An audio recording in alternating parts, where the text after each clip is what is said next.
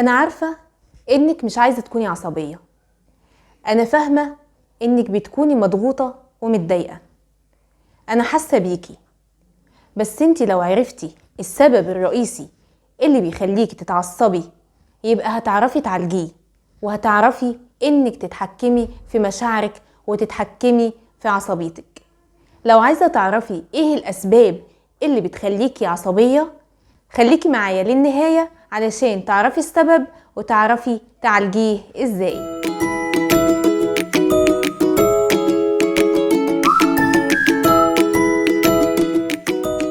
العصبية اللي بتكون عندنا كأمهات هي بتكون نتيجة أسباب معينة، علشان كده عاوزاكي تركزي معايا وتعرفي أي سبب من الأسباب اللي أنا هقولها دي هو اللي بيبقى ضاغط عليكي وبيخليكي عصبية. أول سبب ممكن يسبب عصبيتك وهو إنك وانت صغيرة اتربيتي في بيئة عصبية، الأب عصبي والأم عصبية والتعامل كله كان بعصبية، يعني انت ما بتعرفيش غير طريقة العصبية في التعامل، وإن لما باباكي أو مامتك كانوا بيعوزوا منك أي طلب فكانوا مثلا بيزعقولك أو بيشدوا عليكي علشان تنفذي الطلب ده، فانت بالتالي معرفتيش طريقة لتنفيذ الطلبات او ان الدنيا تمشي غير بالعصبية، فانت بالتالي نقلت العصبية اللي تربيتي بيها للولاد، ويعني حسيتي ان الطريقة الوحيدة للتربية هي العصبية فقط.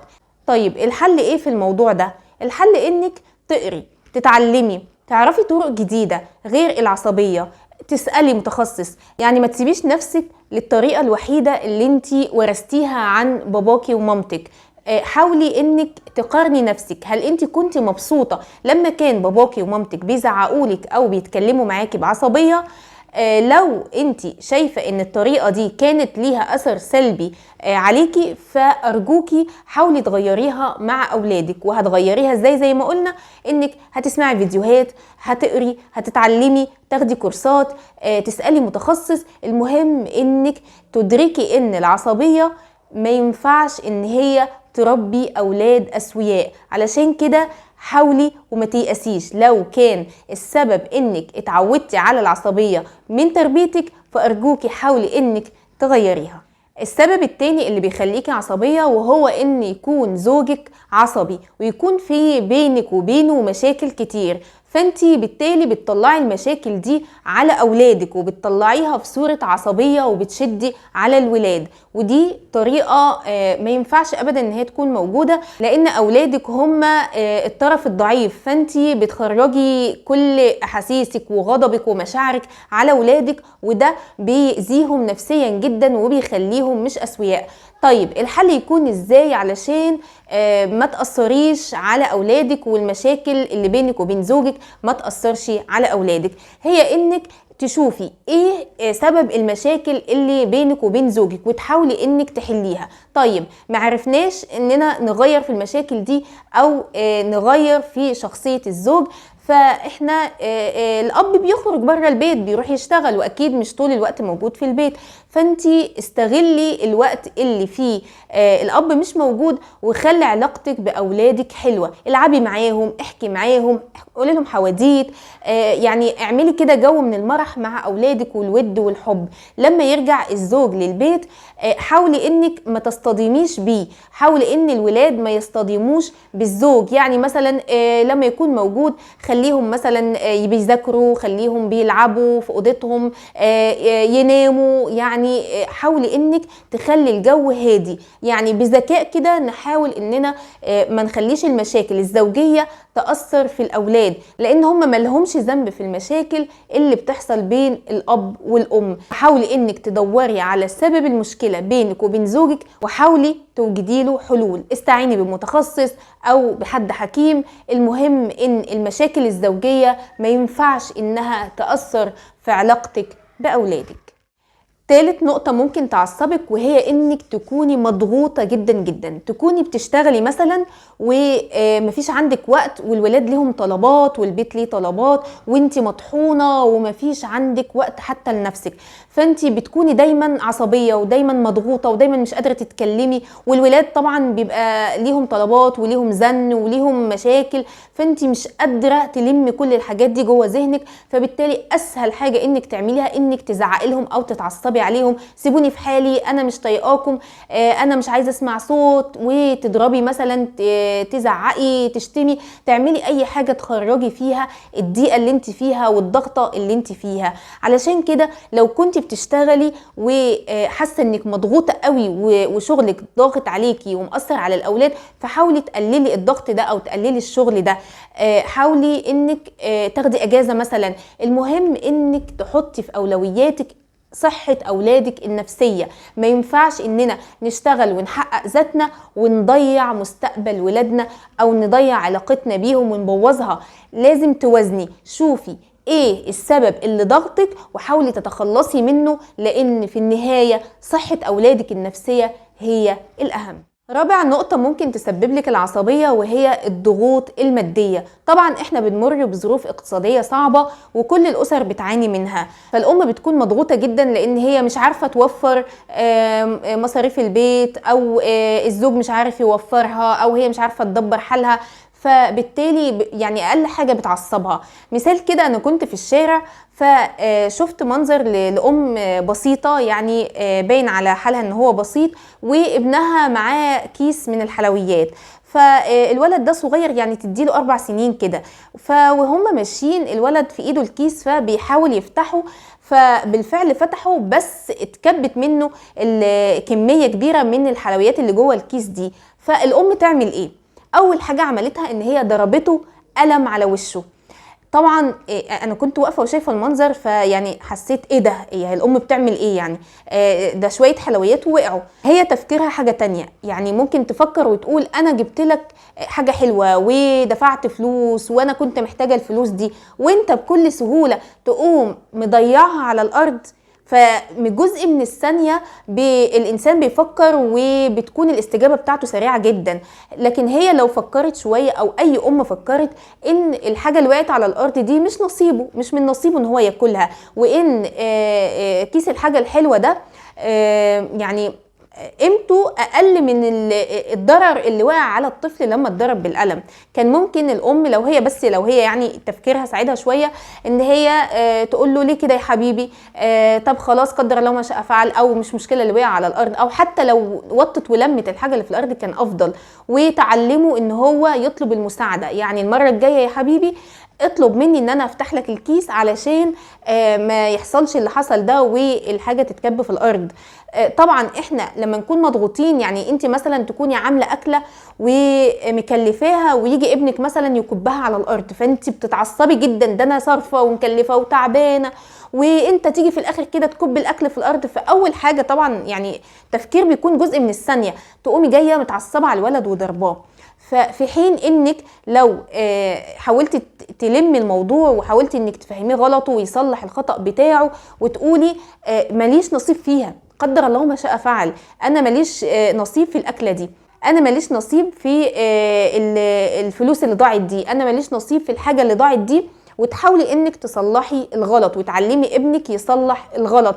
احنا كده هنرتاح نفسيا، احنا نفسنا هنكون مرتاحين نفسيا، مش هنحس ان احنا حاجه كبيره ضاعت مننا ولا حاجه، لان الارزاق بايد ربنا سبحانه وتعالى، ويعني احنا بنؤمن بالقضاء والقدر. لما الحاجه تقع، لما الحاجه تتكسر، لما الحاجه تتكب، لما الحاجه تضيع مننا، هو قدرنا كده، هو قدرنا كده، وربنا هيعوضنا ان شاء الله خير لو احنا صبرنا وتعاملنا كويس. فارجوكم ان يعني كان السبب عندك انك بتزعلي جدا على الحاجه لما تتكسر او تتكب بسبب الضغوط الماليه، فارجوكي هوني على نفسك وقولي قدر الله وما شاء فعل، وإنا لله وإنا إليه راجعون، وما تزعليش، ونفسيه ابنك او بنتك هي اهم من الحاجه اللي وقعت على الارض او الحاجه اللي اتكب. خامس نقطه ممكن تخليكي عصبيه وهي انك تكوني مثالية جدا او منظمة جدا جدا، فبتحبي كل حاجة في مكانها، وتحبي البيت مرتب ومنظم ومش متبهدل ولا متوسخ ولا اي حاجة خالص. فطبعا انت عندك اطفال ما يعرفوش الكلام ده، بيلعبوا ويتنططوا ويوقعوا ويكبوا ويشدوا ويقطعوا، بيعملوا كل الحاجات دي. فانت اول ما تشوفي الدنيا مبهدله ومش زي ما انت حاطه الحاجات في مكانها، بتتعصبي وبتزعقي او تضربي، لانك عايزه كل حاجه زي ما حطيتيها بايدك، وده بيتعبك انت شخصيا وبيتعب اولادك. انت ممكن تخصصي لهم مكان تخليهم يلعبوا فيه ويبهدلوه ويرتبوه، او لو جريوا ولعبوا في البيت وبهدلوا سيبيهم يعني فترة من الوقت، وبعد كده يرجعوا ينظموا اللي هم بوظوه. او تخلي مكان مخصص للضيوف ومقفول ومحدش يدخله ابدا، بحيث ان لو جالك ضيف يدخل يلاقي المكان نظيف ومرتب. فحاولي انك تقللي المثالية بتاعتك وتوقعك العالي من الاطفال، لان الاطفال طول ما هم موجودين في البيت، وحتى والله لو كبار ومراهقين بتلاقيهم بيبهدلوا برضو. فما تخليش توقعك عالي من اولادك، بل انك لو بهدلوا يرتبوا اللي هم بهدلوه. ما تخليش المثالية تعصبك وتبوظ علاقتك باولادك. سادس نقطة ممكن تخليكي عصبية، وهي ان مستوى توقعاتك عالي جدا جدا من اولادك. عالي في المذاكرة، في النظافة، في الهدوء، في الادب. يعني بتكوني عايزة اولادك 100%. في ام جميلة كانت بتتكلم معايا في استشارة، فبتقولي انا بتكلم مع ابني وبتعصب عليه وبزعق، فهو كمان بيرد عليا بصوت عالي وبيزعق. يعني انا مش عارفه هو بيعمل ليه كده. فانا لما قلت لها الولد يعني رد فعله نتيجه ليكي، انتي بتزعقي وبتعلي صوتك، فهو بالتالي بيزعق وبيعلي صوته. قالت لي ايه ده، هو مش المفروض انا مامته ويحترمني؟ فقلت لها الاولاد خاصه في سن المراهقه بتبقى عندهم الحته دي غايبه شويه، حته ان انا انت بابا او ماما وعليت صوتك فانا اسكت. لا، هم مش بيحسبوها كده، بيحسبوها ان انا كبرت، انا راجل او انا بنوته كبيره، فما تعليش صوتك عليا لان انا خلاص بقيت كبير. اولادنا دلوقتي اتغيروا مش زي زمان، فبلاش نرفع سقف توقعاتنا قوي ونقول احنا هنضربهم وهم يقولوا امين، او نزعق لهم وهم يفضلوا صوتهم واطي. لا، الولاد دلوقتي منفتحين وعايزيننا اننا نعاملهم ككبار وباحترام، وده حقهم، المفروض اننا نحترمهم. لان انتي لما تدي لاولادك حب هيدوكي حب، لما تديهم احترام هيدوكي احترام، هتديهم مودة وثقة وصداقة، هيحبوكي وهيفتحوا قلوبهم ليكي. علشان كده ما ترفعيش سقف توقعاتك قوي، ما تقوليش انا عايزاه يكون بيستحمى كل يوم، خاصة في المراهقين ما بيحبوش الحمى اصلا. فانتي ما ترفعيش توقعاتك قوي، يعني لو استحمى مرة في الاسبوع احمدي ربنا وقولي ده كده ابني يعني عمل اللي عليه والزيادة. وكمان في الهدوء، مفيش اولاد هادين، الاولاد الهادين بيبقوا حاجة مش طبيعية او حاجة نادرة. فانتي كأم لو بيعصبك انك بتتوقعي توقعات عالية من اولادك، فارجوكي قللي سقف توقعاتك شوية، لان الاولاد دلوقتي بقوا حاجة تانية غير زمان. احنا كنا زمان من البصة بنفهم وبنقعد ساكتين وبنعملش اي حاجة خالص وبنخاف من مامتنا، لكن دلوقتي لو بصيت لهم اي بصة هيقولك في ايه يا ماما، هي عينيكي فيها حاجة؟ فارجوكي يعني حاولي انك تفهمي الدنيا ماشيه ازاي واولادك ماشيين ازاي، ويعني حاولي انك تهدي اعصابك من الناحيه دي. النقطه السابعه عندنا وممكن تخليكي عصبيه، وهي انك ما بتكونيش عارفه خصائص كل مرحله. ابنك في الطفوله المبكره ليه خصائص، في الطفوله المتاخره ليه خصائص، في فترة المراهقة ليه خصائص، الولد ليه خصائص، البنت ليها خصائص. انت لازم تعرفي خصائص كل مرحلة علشان تكوني فاهمة الدنيا ماشية ازاي، فاهمة ايه هي المشاكل والسمات اللي ممكن تكون موجودة في اولادك في الفترة دي، وتعرفي تتفاهمي معاهم وتعرفي توجدي حلول لمشاكلهم. علشان كده دايما احنا لو جاهلين الشيء بنبقى متعصبين ومتضايقين ومش فاهمين الدنيا بيحصل فيها ايه، لكن لو عرفنا وتعلمنا بنكون اهدى، لاننا عارفين ان المرحلة هتعدي بمميزاتها وبعيوبها، واهم حاجة اننا يكون علاقتنا كويسة باولادنا.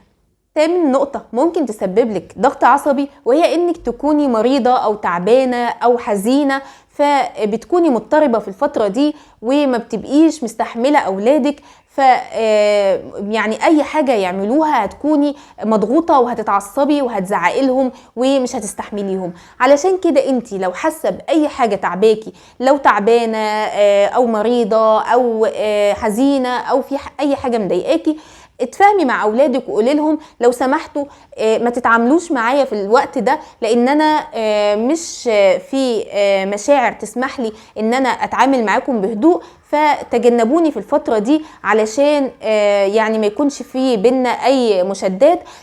ولازم تعلميهم انهم يحترموا مشاعرك ويقدروا تعبك والحالة النفسية عندك. لو كانوا صغيرين قوي فهم مش هيدركوا الامر ده، لكن انت ممكن تخليهم مثلا تجيب لهم العاب ويلعبوا، وتخشي انت اوضتك وتبعدي عنهم في الفترة اللي انت متضايقة دي، او بتشغلي كرتون امن، او يعني بتحاولي ان انت تسيبيهم مع حد زي الاب او الجدة، بحيث ان انت تهدي وتستعيدي تاني صحتك.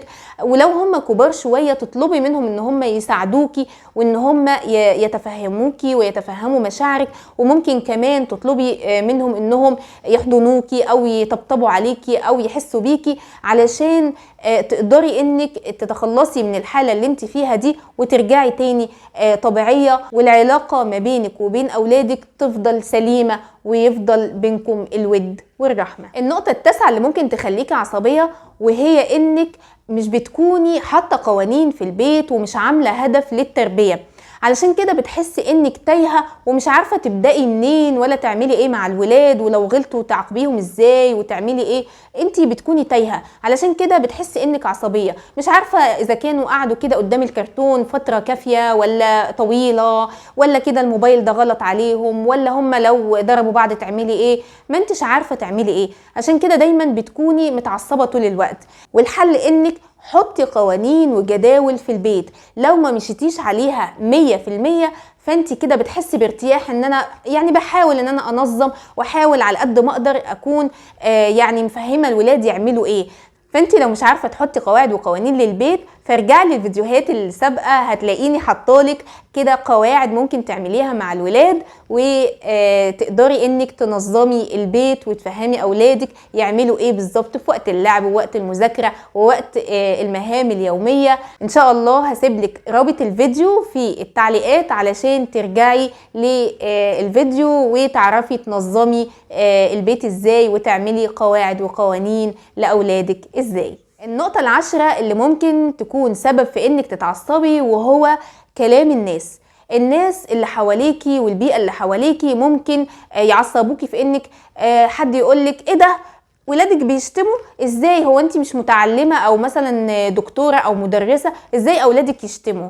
حد تاني يقولك ايه ده ولادك مش شاطرين في المدرسة، ازاي انت ما بتذاكري لهمش، انت مش بتوديهم دروس، طب ايه ده وانت قاعدة في البيت تعملي ايه ده بيتك مش منظم كده ليه، واولادك مبهدلين الدنيا كده ليه، هو انت ايه ده مش معلماهم الادب ولا ايه. تبصي تلاقي اللي حواليكي عمالين ينتقدوا فيكي، فانتي بالتالي بتتعصبي على الولاد بدون مبرر وتطلعي ضيقتك عليهم، في حين انك بتكوني يعني شايفة نفسك بذلتي كل المجهود اللي تقدري عليه مع الولاد وبرضو حاسة انك مقصرة. فالنقطة دي ممكن تعالجيها بانك طالما انتي هتقولي لنفسك كده، طالما انتي عملتي كل اللي عليكي وتوكلتي على الله، فالنتيجة دي بتاعت ربنا. طالما انتي ما قصرتيش في تربية اولادك فما يهمكيش كلام الناس. ارجوكي بلاش كلام الناس يأثر فيكي، لان انتي يعني ممكن اللي بيقولك ده يكون هو اصلا مش عارف يربي اولاده كويس، لان ممكن يكون بيقول علشان يضايقك ويغيظك، ويروح هو بقى قاعد ياكل ويشرب وينام، وانتي قاعده متعصبه ومتضايقه وزعلتي ولادك وضربتيهم وعملتي جو نكد في البيت. علشان كده خلي بالك مش اي كلمه تدخليها في ودانك وتسمعيها وتحطيها في عقلك. الكلام اللي هو فيه افاده ليكي خديه، الكلام اللي هيضايقك ويعصبك ويهزك بلاش تاخديه على محمل الجد، اسمعيه من هنا وخرجيه من هنا، لان مفيش حد ادرى بظروفك غير انت اللي عارفة بتعملي ايه واولادك طبيعتهم ايه. توكلي على الله واستعيني بالله، وان شاء الله ربنا هيوفقك، وما تحطيش في بالك اي كلمة تعصب. اخر حاجة، لو انتي مقصرة في عبادتك ومقصرة في الدعاء ليكي ولأولادك، أرجوكي ارجعي وقربي من ربنا وادعي في كل سجدة بتسجديها. اللهم دبر لي أمر تربية أولادي فإنني لا أحسن التدبير. يا رب اهديني واهدي أولادي. ادعي لهم طفل، ادعي لهم بالأسامي، خليهم يسمعوكي وانت بتدعي لهم علشان يعرفوا ان الاستعانة بالله هي الأساس. علشان كده انت لو مقصرة شوية في عبادتك، ارجعي واعرفي ان شاء الله ربنا هيوفقك، واعرفي ان ربنا مش هيسيبك ابدا وهيوفقك بإذن الله طول ما انت بتستعيني بيه. احنا قلنا 10 أسباب ممكن تعصبك، يا ريت تكوني سجلتيهم وتشوفي انهي سبب بالظبط اللي موجود عندك وبيخليكي تتعصبي وتخرجي عصبيتك على الولاد. ولو عرفنا السبب بنقدر اننا نعالجه، ولو غيرنا تفكيرنا بالتالي هتتغير مشاعرنا وهتتغير استجاباتنا مع الولاد. لان احنا افعالنا كلها اللي بنعملها بتبدأ بفكرة بتدور في دماغنا، وبعد كده بتتحول او تترجم لمشاعر جوانا بنحسها، وبعد كده بتظهر في صورة افعال بنعملها وبنمارسها في حياتنا. لو غيرنا افكارنا هتتغير استجاباتنا مع الولاد وهنكون اهدى ان شاء الله. اعرفي السبب علشان تعرفي تعالجيه. اتمنى يكون الفيديو خفيف عليكم واتمنى يكون افادكم. اكتبوا لي في التعليقات لو عندكم اي سؤال وان شاء الله هرد عليكم. وكمان قولوا لي لو في مواقف بتضايقكم غير المواقف اللي انا ذكرتها دي او الاسباب اللي انا قلتها دي علشان نوجد لها حلول باذن الله. ولو عندكم كلمات تشجيع ودعم فأرجوكم ما تحرمونيش منها، علشان دي بتشجعني وبتسعدني جدا جدا وبتخليني استمر وادور لكم على الموضوعات اللي بتفيدكم. وفي النهاية ما تنسوش دعم القناة والاشتراك فيها وتفعيل زر الجرس علشان يوصلكم الفيديوهات الجديدة، وما تنسوش تعملوا لايك للفيديو وشير علشان ينتشر ويوصل لأمهات كتير. واستنوني فيديو جديد، ومع تحياتي والسلام عليكم ورحمة الله وبركاته.